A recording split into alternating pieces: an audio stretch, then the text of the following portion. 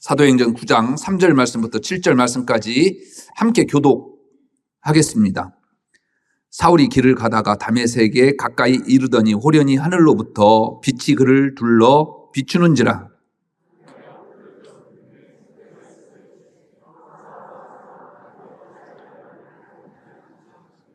대답하되 주여 누구시니까? 이르시되 나는 내가 박해하는 예수라.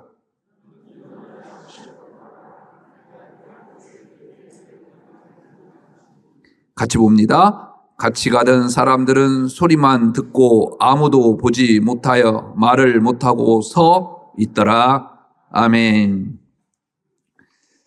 우리 3부 찬양대는요, 잘해요. 그래서 참 제가 참 좋아해요. 설교하기 전에 여러분들이 찬양을 들으면 마음이 평안하고요. 오늘도 얼쑤하고 싶어요. 오늘 찬양 다시 한번 감사드립니다. 우리 박수 한번 할까요? 네. 감사합니다. 고맙습니다. 오늘 여러분들 3부 예배 오신 모든 분들에게 또 하나님의 은혜와 축복이 가득하리라 믿습니다. 6월 한 달도 무더위와 또 싸우실 텐데 그 가운데 또 은혜를 찾아가는 여러분들의 삶이 되기를 바랍니다. 몇 달 전 읽은 기사를 소개해 드리겠습니다. 손님 5명이 2인분만 주문해 진상으로 여겼지만 웃으며 대접했던 정육식당 사장이 다음날 감동의 선물을 받은 사연이 알려졌다. 자영업자 온라인 커뮤니티 아프니까 사장이다에는 비타민 사들고 온 손님, 진상이라고 생각했지만 좋은 손님이었습니다는 글이 게재됐다. 작은 정육식당을 운영한다는 A씨는 며칠 전 손님 5명이 와서 배부르니 고기를 2인분만 주문했다고 한다. A씨는 5인분까지는 주문 안 하셔도 괜찮지만 최소 3인분은 부탁드린다고 말했다.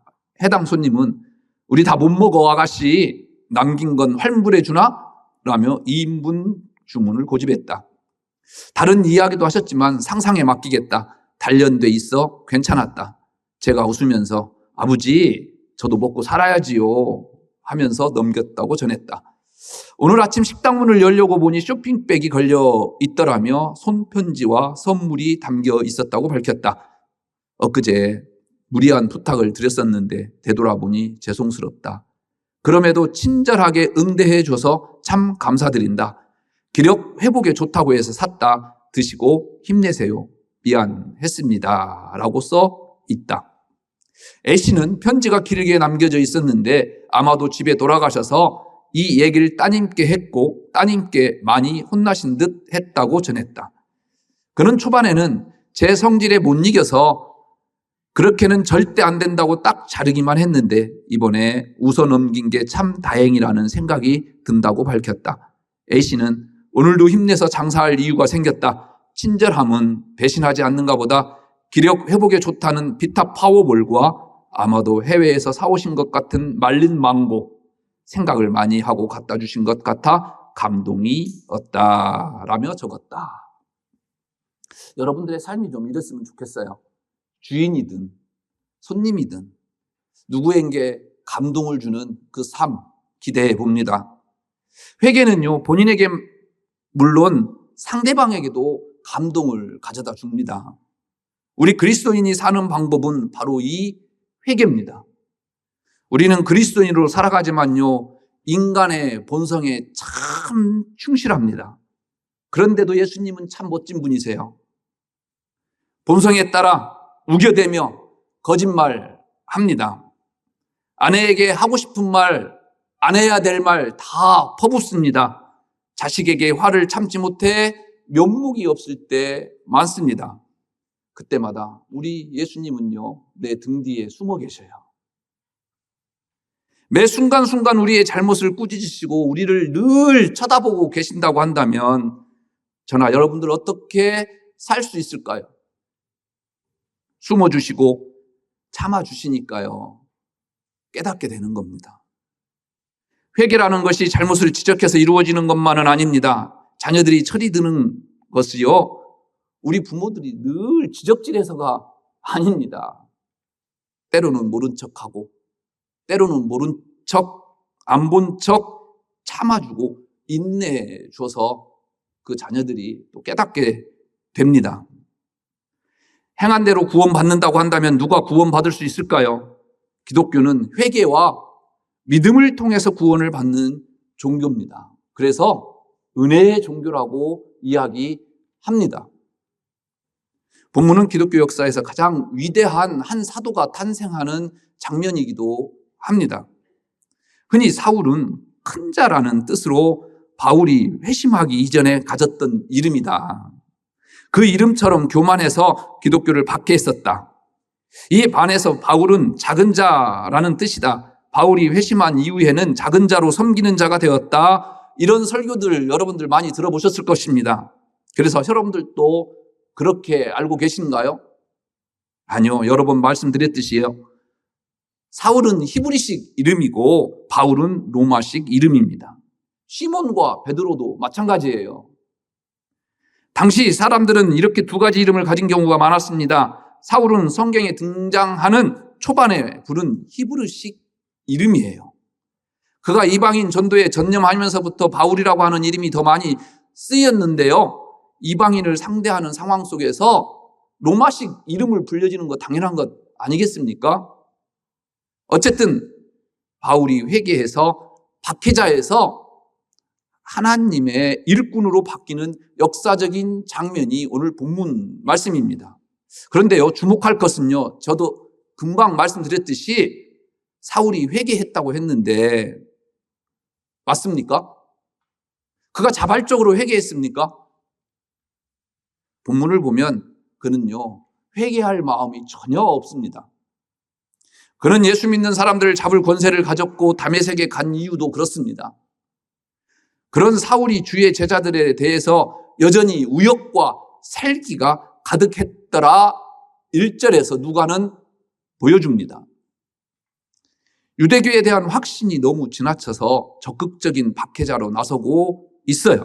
심지어 스데반이 돌에 맞아 죽을 때 여러분들 기억하십니까? 많은 사람들이요 스데반에게 돌을 던져서요 죽였습니다. 그가 입고 있었던 옷이 피가 묻었습니다. 그 옷을 그 사람들이 어떻게 했습니까? 사울이라고 하는 청년 발 앞에 갖다 두었더라. 무슨 말일까요? 스데반의 죽음에 자유롭지 못한 사람이 바울이었다라는 얘기예요.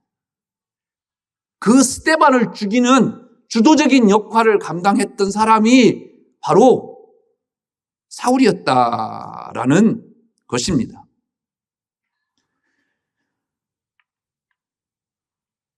회심과 거리가 먼 사람이 바로 사울이었죠. 그런 사울에게 예수님이 찾아오십니다. 그가 다메섹에 도착했을 때 놀라운 빛을 보게 됩니다. 두려워 땅에 엎드려질 수밖에 없는 빛이었습니다. 게다가 사울아 사울아 내가 어찌하여 나를 박해하느냐 추궁하시는 소리까지 들어요. 그때 사울이 뭐라고 합니까? 주여 누구시니까? 라고 물으니까 나는 내가 박해하는 예수다. 음성을 들어요.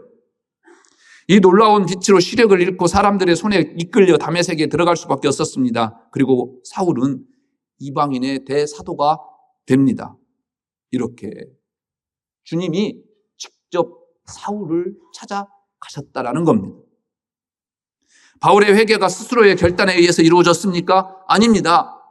오로지 예수님의 주권적 역사로 찾아오심으로 이루어진 것입니다. 우리의 이성으로요 도무지 이해가 되지 않습니다. 사도의 부름을 받을 조건은 고사하고 구원받을 조건조차 충족되지 않은 사람이요 이 사울이었습니다. 오죽했으면 회심 후에 사도들에게 찾아갔을 때 베드로를 비롯한 모든 사도들이요 안 만나줬겠습니까? 그런데 예수님은 이런 사울을 찾아가십니다. 이 찾아가심이요 사울을 변화시켰을 뿐만 아니라 이방의 대사도가 되게 하셨습니다. 우리는 나에게 장점이 있어서 예수님이 나를 사용하신다고 생각하죠. 장로님 맞습니까?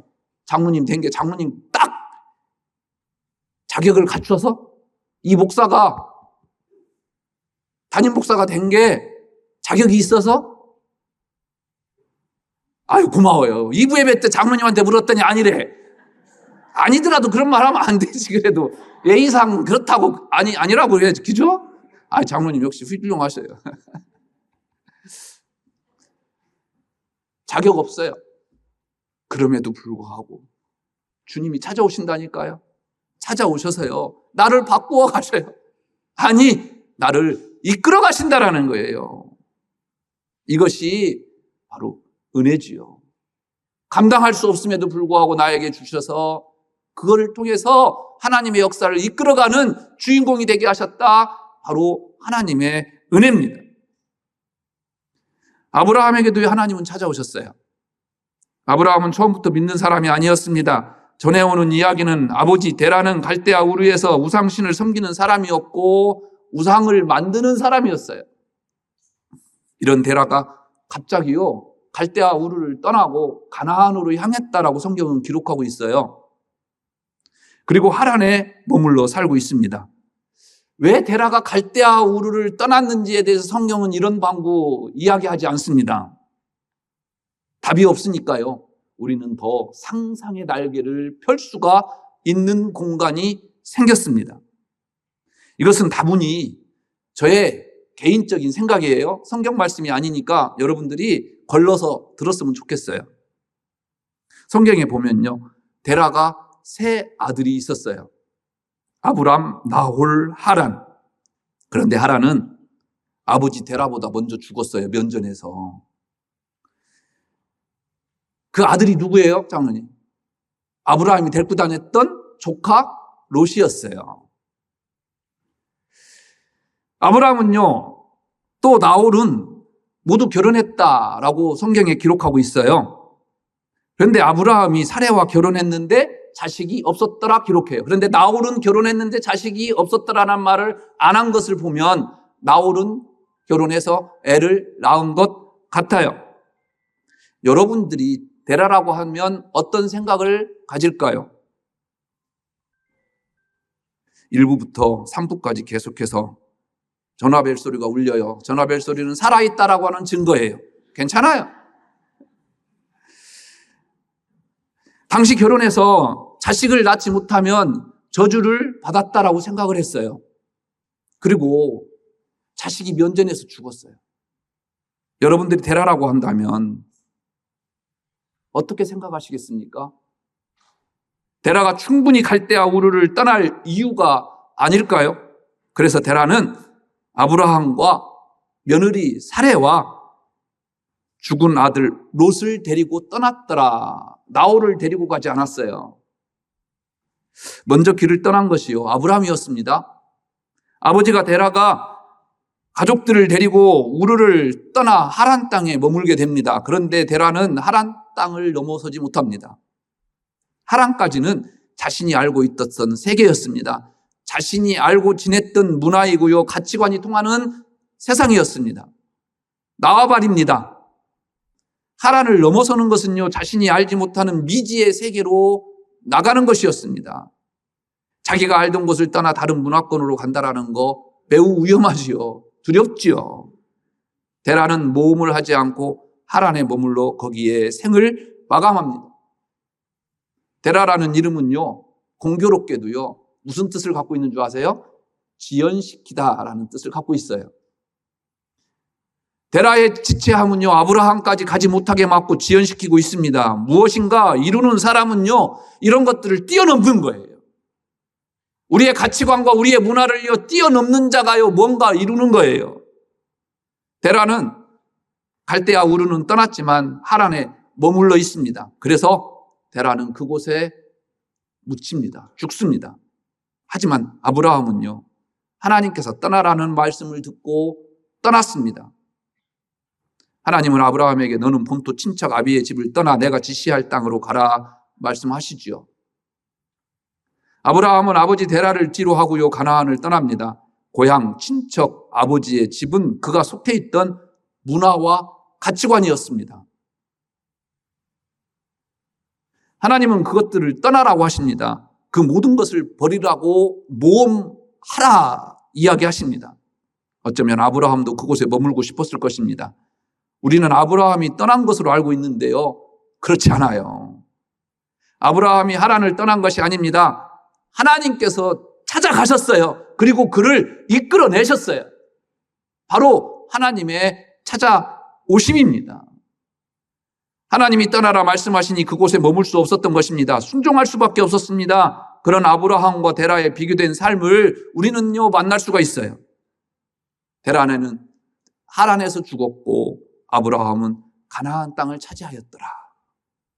아브라함은 언약의 주인공이 되었어요. 이 언약의 주인공이 여러분들이었으면 좋겠어요. 그래서 함께 이 본문 말씀을 좀 읽어봤으면 좋겠습니다. 창세기 15장 5절에서 7절 말씀, 여러분들의 말씀으로 들으시기를 바랍니다. 함께 고백하겠습니다. 하늘을 우러러 무별을 셀 수 있나 보라. 내 자손이 이와 같으리라.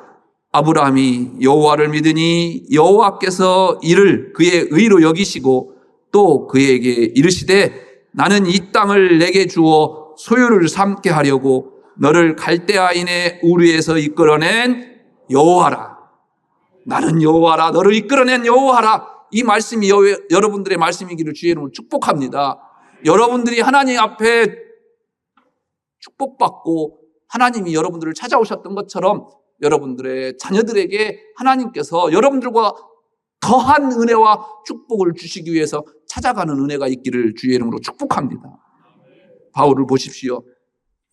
그는 예수 믿는 사람들을 죽이고 붙잡아 옥에 가두는 일에 누구보다도 열심인 사람이었어요. 그랬던 그가 예수를 믿게 된 이유가 무엇이었습니까? 예수님이 찾아가셨어요. 그가 먼저 회개한 것이 아닙니다. 직접 예수님은 바울을 찾아가셨습니다. 그렇습니다.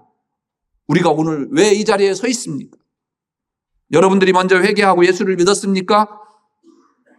예수님이 먼저 여러분들을 찾아오셔서요 바꿔 놓으신 거예요. 초신자 때는 내가 예수 믿으려고 교회 왔다라고 생각해요.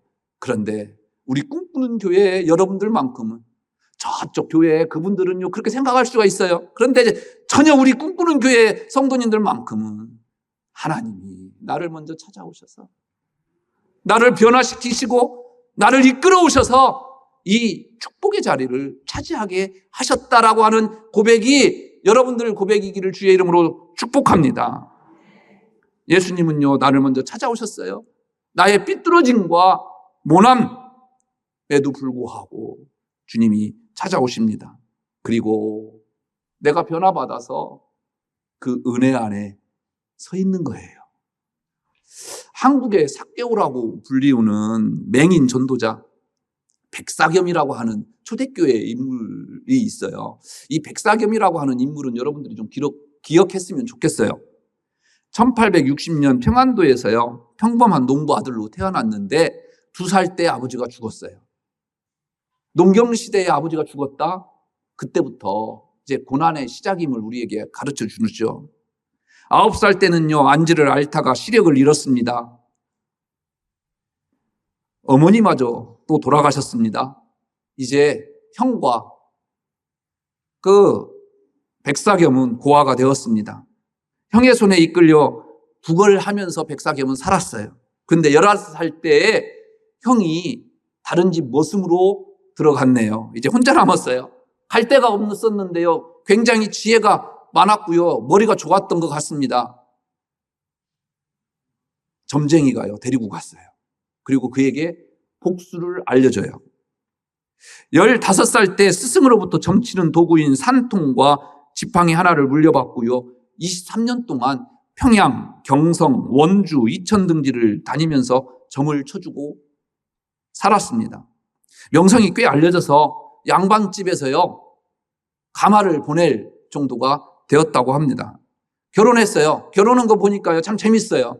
한 양반집에 한 점쟁이가 찾아가서 당신 딸 성한 사람에게 보내면 단명한다. 그렇게 이야기를 했대요. 그래서 백사겸이요 그 양갓집 규수를 얻을 수가 있었어요. 결혼했어요.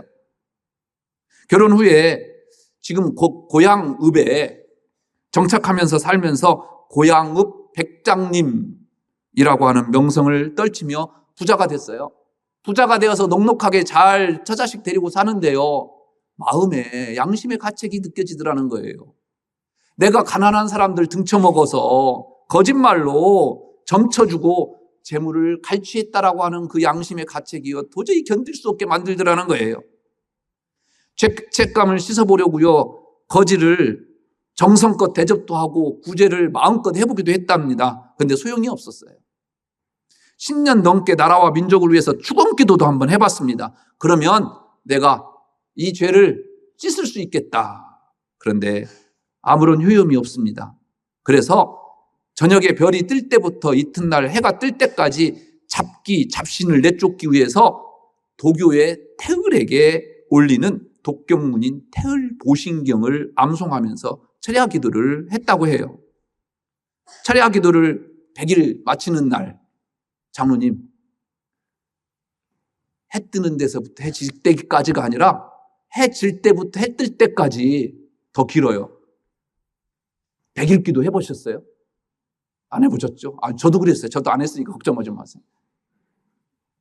우리가 이단들에게요, 또 사이비들에게요, 배울 점들도 있어요. 이 열정이 저와 여러분들에게 있느냐라는 거예요.